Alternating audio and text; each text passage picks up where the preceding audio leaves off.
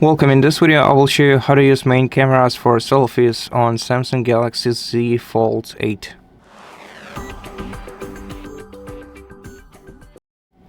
So to do that, we're gonna have to open our camera, and of course gonna have to open or unfold our camera.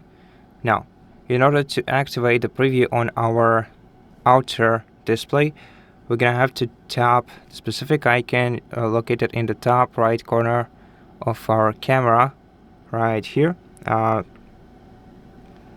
and this will switch us to the external display where we can watch the preview for our photo, and this way we can take selfies using our main cameras instead of the frontal one.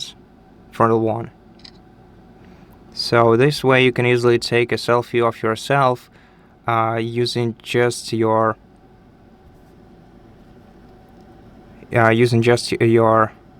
main camera and have a preview all the time. And yeah, that's pretty much how you do it. I wish I were a better photographer so I could tell you more tricks,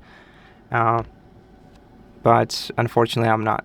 And therefore that's it for this video. Thank you for watching it. If it helps you, please consider subscribing to our channel, leave us a like in the comment below, and I'll see you in the next one.